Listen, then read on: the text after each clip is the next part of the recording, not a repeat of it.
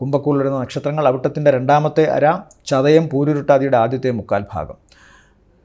കണ്ടകശനിയുടെയും അല്ലെങ്കിൽ ജന്മശനിയുടെയും 3-ൽ നിൽക്കുന്ന വ്യാഴത്തിൻ്റെയും 2-ലെ രാഹുവിൻ്റെയും അഷ്ടമത്തിൽ സഞ്ചരിക്കുന്ന കേതുവിൻ്റെയും ദോഷാവസ്ഥകൾ മോശം തന്നെയാണ്. പല കാര്യങ്ങളിലും ഇവർക്ക് തങ്ങളുടെ വാക്കുകൾ പോലും ശത്രുക്കളായി മാറുന്നൊരവസ്ഥ കാണുന്നുണ്ട്. ആരെയും വിശ്വസിക്കാൻ വയ്യാത്തൊരവസ്ഥയിലൂടെ കടന്നു പോകേണ്ടി വരാം. ചെയ്യുന്ന അധ്വാനത്തിന് അതിനനുസരിച്ചുള്ള പ്രതിഫലം കിട്ടാതെ ഇരിക്കാം. അങ്ങനെയുള്ള അവസ്ഥ കാണുന്നു.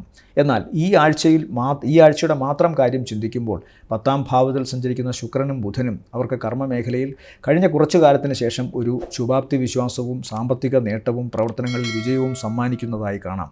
ഏറ്റവും അടുത്ത വ്യക്തികൾ തങ്ങളുടെ കഴിവുകളെ അംഗീകരിക്കുന്നതായിട്ട് കാണാം. ഒരുപക്ഷേ മറ്റ് ഗ്രഹങ്ങളുടെ പ്രധാനപ്പെട്ട ഗ്രഹങ്ങളുടെ നില വളരെ മോശമായി നിൽക്കുന്നത് കൊണ്ട് ഈ ഒരു വർഷമോ അല്ലെങ്കിൽ കഴിഞ്ഞ കുറച്ചു കാലമോ പ്രവർത്തന മേഖലയിൽ ഒരു മാന്ദ്യത അനുഭവപ്പെട്ടിരുന്ന ഇവർക്ക് ഈ ആഴ്ച അത് കൂടുതൽ ഗുണകരമായിട്ട് കാണുന്നു. അതുകൊണ്ട് തന്നെ സാമ്പത്തിക നേട്ടം കാണുന്നുണ്ട്.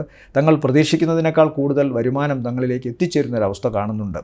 പ്രത്യേകിച്ചും അത് വളരെ പെട്ടെന്ന് തന്നെ കിട്ടുകയും ചെയ്യുന്നു. ഏതെങ്കിലും തരത്തിൽ അമാന്തപ്പെട്ട് കിടന്നിരുന്ന ധനത്തിൻ്റെ വരവ് ഈ ഒരാഴ്ച ഇവർക്ക് വളരെ സജീവമായി തന്നെ കിട്ടുന്നതായിട്ട് കാണുന്നു. കൈമുട്ടുകൾക്കോ കൈവിരലുകൾക്കോ അപകട സാധ്യത കാണുന്നുണ്ട്.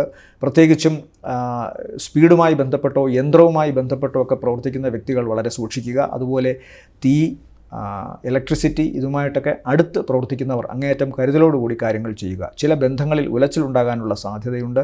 കലഹവും മൂർച്ഛിക്കപ്പെട്ട വാക്കുകളും കേൾക്കേണ്ടി വന്നേക്കാം. ശ്രദ്ധിക്കുക. ഇവരെ സംബന്ധിച്ചിടത്തോളം ഈ ആഴ്ചയിലെ നല്ല ദിവസങ്ങളെന്ന് പറയുന്നത് 8, 9, 10, 11 ഗുണമുള്ള ദിവസങ്ങളാണ്.